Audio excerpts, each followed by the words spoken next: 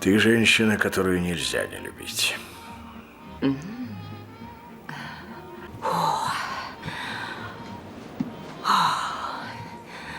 Ты женщина, которую нельзя не любить. Что, черт возьми, это значит?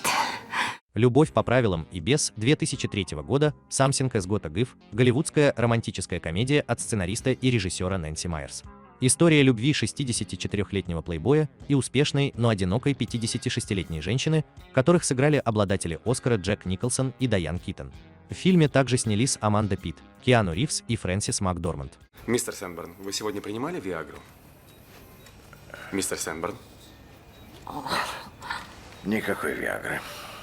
Хорошо, потому что я поставил вам капельницу с нитроглицерином. Сочетание двух этих препаратов могло бы оказаться смертельным.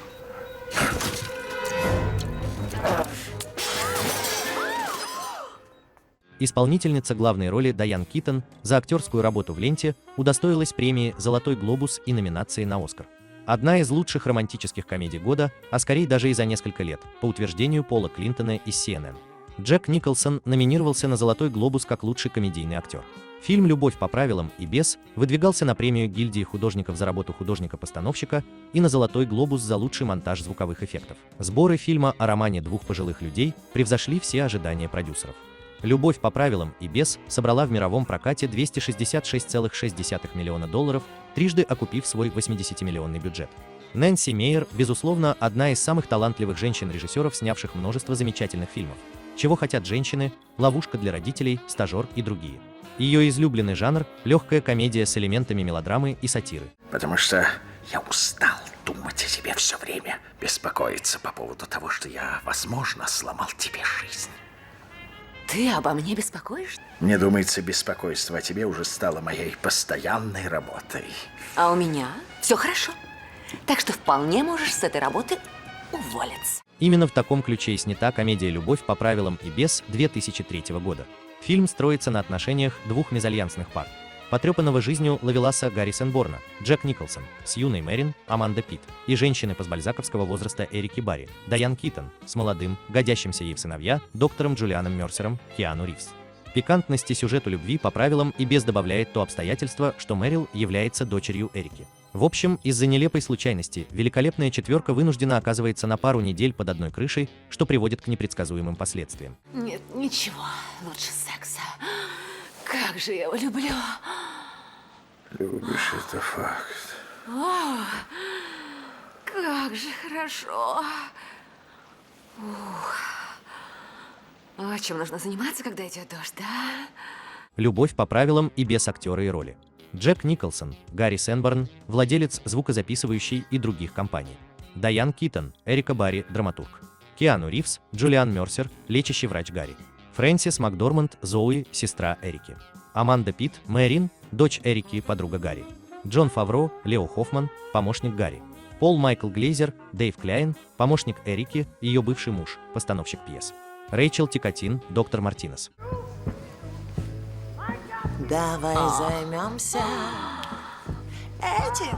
А ну прекрати. Давай займемся. Ты отвратительно, Зоя. Довольно.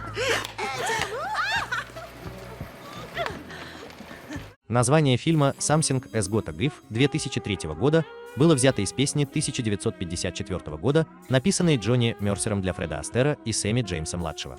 В этом фильме 56-летняя Дайан Китон впервые за свою долгую актерскую карьеру снялась полностью обнаженной. Нэнси Майерс писала сценарий «Любви по правилам и без», рассчитывая, что главные роли сыграют именно Дайан Китон и Джек Николсон. Студия 20th Century Fox отклонила предложение создания этого фильма, ссылаясь на то, что герои Дайан Китон и Джека Николсона слишком стары. Съемки фильма начались 5 февраля 2003 года. Они проходили в окрестностях Лос-Анджелеса, Нью-Йорка и Парижа и закончились в июле.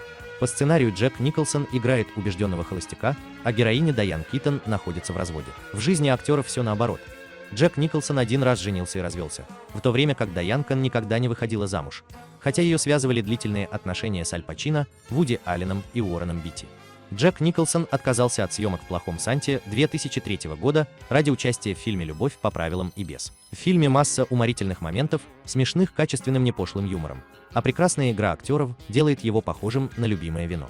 Киану Ривз просто неотразим в роли Мерсера, сущий душка. Дайан Китон создала великолепный и правдивый образ закрывшейся от радостей жизни женщины, решившей, что ее прекрасное будущее осталось уже в прошлом. Джек Николсон в любви по правилам и без превосходен, как всегда. Алло? Я выждал разумное время, прежде чем позвонить. Хотя думаю о вас с самого момента пробуждения в 5:15 утра. Когда мы снова сможем поужинать? Ждать следующей недели я не могу, потому что вы найдете причину для отказа. Может, в пятницу? Знаю, это день свиданий, но так даже лучше. А кто это?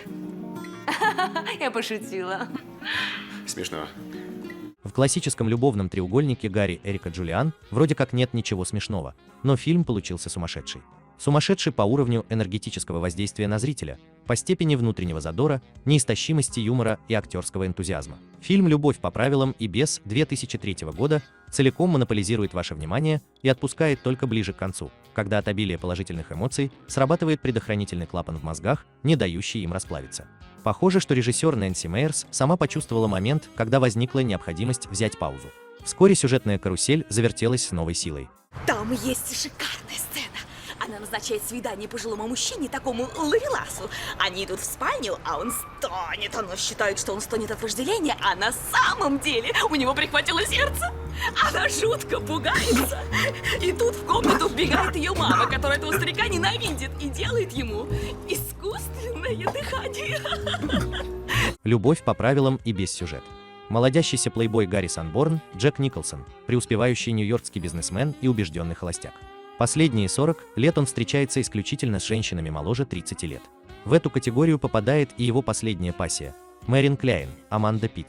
Рассчитывая провести романтический уикенд на берегу океана, пара приезжает в дом матери Мэрин. Однако Эрика, Дайан Китон, успешный драматург и мать Мэрин, неожиданно возвращается домой вместе с сестрой Зоуи, Фрэнсис МакДорманд, и застает престарелого ловеласа возле своего холодильника в одних трусах.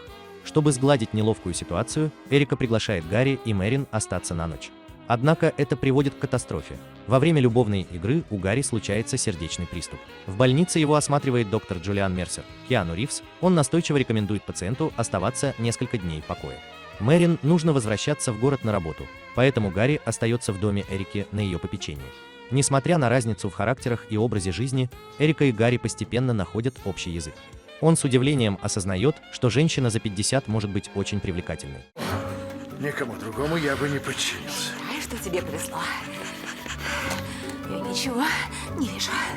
Возьми мои очки.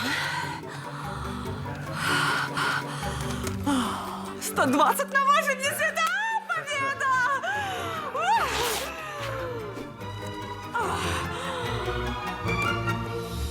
Прошедшая через болезненный развод и замкнувшаяся в себе Эрика смягчается, попадая под обаяние Гарри, но изо всех сил старается сдерживать себя.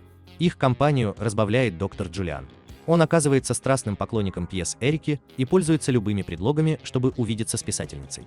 Несмотря на разницу в возрасте, 36-летний доктор влюбляется в очаровательную Эрику.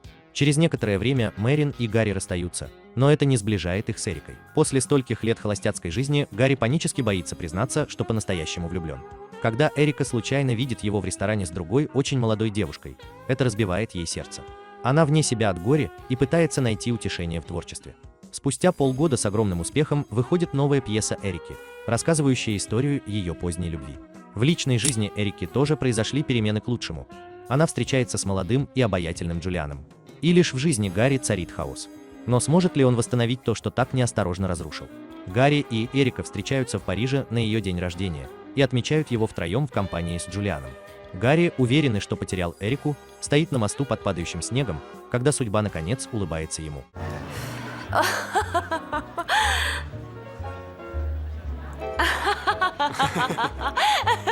Думаешь, ты лучше выглядишь в моих? Я искала их по всему дому. Не знаю. Большое спасибо. Это добрый, честный, совершенно безвредный и абсолютно прозрачный фильм. Он для всех пластов взрослого населения от мала до велика. Величина получаемого от него удовольствия обратно пропорциональна степени жизненной активности субъекта. Человек, живущий насыщенной, полноценной жизнью, возможно, не прочувствует до конца всю прелесть такого кино. Тем же, кому чего-то от жизни не хватает, любовь по правилам, и без придется как нельзя кстати. Оно с лихвой возместит этот недостаток и пусть на время раскрасит серые будни в яркие цвета. Несомненно, «Любовь по правилам и без» 2003 года надо смотреть, причем обязательно и неоднократно. Женщина, которую нельзя не любить. Такова она, «Любовь по правилам и без». Сэнборн, Мистер Сэнборн, нас четверо. С четвертью. ваш столик готов.